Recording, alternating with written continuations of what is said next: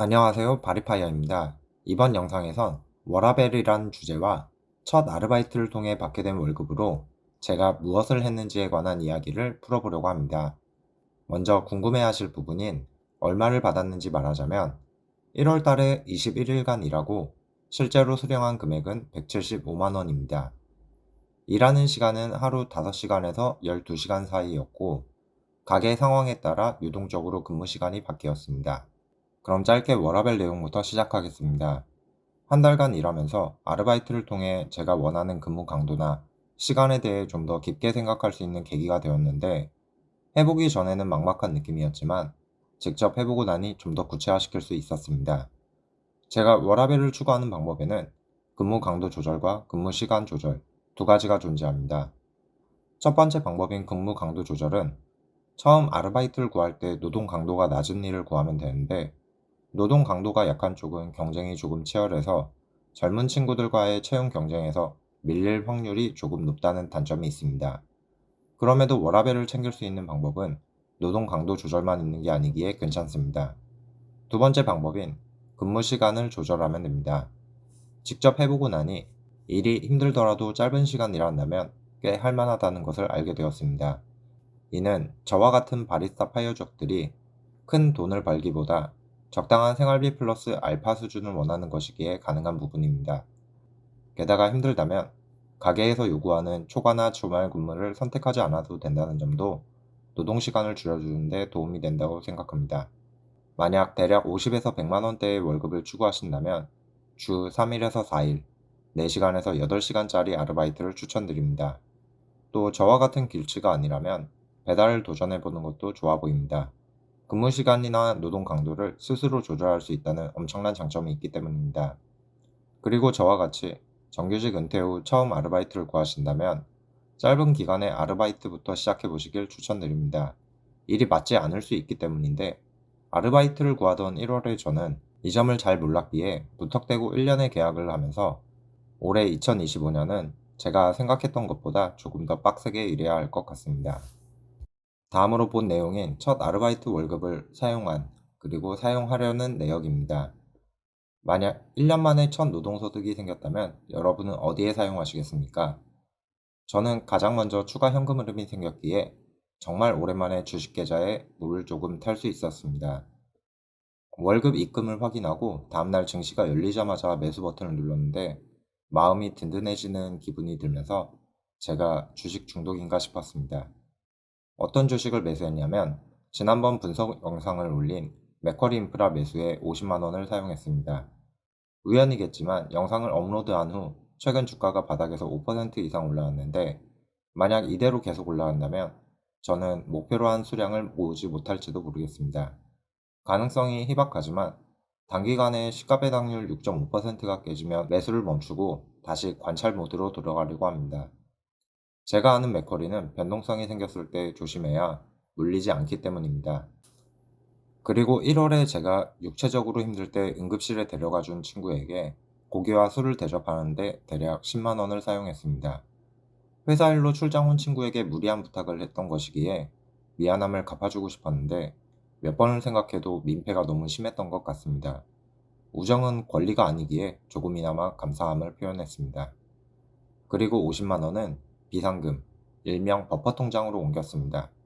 일종의 노는 돈을 만드는 것인데 투자 기회비용이 생기는 것이라 조금 아쉽지만 고정소득 없이 1년간 살아봤더니 현금을 어느 정도 쌓아두어야 심리적으로 안정되면서 더 장기적인 투자가 가능해짐을 느꼈기 때문입니다.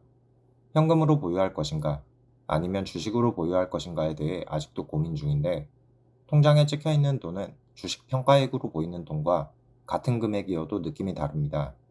사용할 수 있는 돈과 사용하면 안 되는 돈같이 느껴지기 때문인데, 현재는 비상금 통장에 보관 중입니다. 여기까지 175만 원 중 110만 원이 사라졌습니다. 이제 남은 65만 원은 생활비로 사용하려고 합니다. 일주일에 한 번씩 고기에 소주도 한 잔 먹고 계절 옷도 좀 바꿔주는 일종의 사치를 부리려는 것인데, 필요하지만 당장 하지 않아도 되었던 소비를 하나씩 진행한다는 데 의미가 있는 것 같습니다. 옷이나 신발, 자동차 소모품 교환 등과 같이 매달 여유 자금을 조금씩 써서 바꿔가려고 합니다. 그리고 이런 소비 계획을 세울 수 있었던 배경은 통장 잔고에서 주는 심리적 안정 때문인 것 같습니다. 정말 신기하게도 주식 계좌는 한 달간 몇백만 원이 상승해도 생활비를 여유 있게 사용하지 못했는데, 그보다 작은 현금 흐름이 만들어진 것만으로도 매장에 들어가 결제를 하는 데 있어 지갑을 여는 게 조금 더 너그러워졌기 때문입니다. 물론 이대로 씀씀이가 커지는 건 조심해야 하지만, 통장 잔고에서 오는 심리적인 압박감이 사라졌다는 데 의미가 있는 듯합니다. 그리고 만약 다음 달 월급날까지 돈이 남는다면 이 역시 비상금 통장에 넣어두려고 합니다. 현금 흐름이 생겼음에도 저축에 힘쓰는 이유는 올해가 가기 전에 비상금 1,200만 원을 만들어 두기 위함입니다. 이 액수는 저의 1년치 생활비가 되어줄 수 있고, 무엇보다 내년에 좀 더 편한 아르바이트를 구할 수 있는 힘을 마련하고자 하는 건데, 사실 지금 하고 있는 아르바이트는 퇴근하고 체력적으로 빠듯해서 제가 원하는 워라밸이 아닌지라 다음 1년은 솔직하게 조금 더 편한 일을 하면서 덜 벌고자 합니다. 나쁘게 보면 끈기가 없다고 하실 수 있겠지만, 이게 바리스타 파이어족의 장점이 아닐까 싶습니다. 일에 나를 맞추는 게 아니라 조금일지라도 나에게 일을 맞출 수 있는 선택권을 가지기 때문입니다. 애초에 저는 지출 자체가 많지 않기 때문에 월급을 받았다고 해서 저의 삶에 큰 변화는 없습니다. 하지만 시간이 지나면서 아르바이트를 통해 벌은 여유 자금은 저축이 되어 누적되어 갈 것이고, 지금 할 수 없는 선택을 할 수 있게 해준다는 걸 저는 알고 있습니다. 그렇기에 이번 월급의 대부분을 저축과 투자에 사용했습니다. 만약 지금 이 월급을 모두 삶의 질을 개선하는 데 사용한다면 당장의 삶은 조금 더 편해지더라도 시간이 지나도 인생을 바꿀 선택을 할 수 없어지는 게 저는 더 두렵기 때문입니다. 어떤 분들은 쥐꼬리만한 월급을 모아봐야 쥐꼬리라 하지만, 돈은 중력 같은 힘을 가지기에 모일수록 돈을 끌어오는 힘을 가지고, 이는 산술이 아닌 기하적 상승이 가능하기에 저축과 투자금을 먼저 빼고 소비 계획을 세웠습니다. 여기까지 이번에 준비한 내용을 끝내고 정보를 하나 공유하고자 합니다.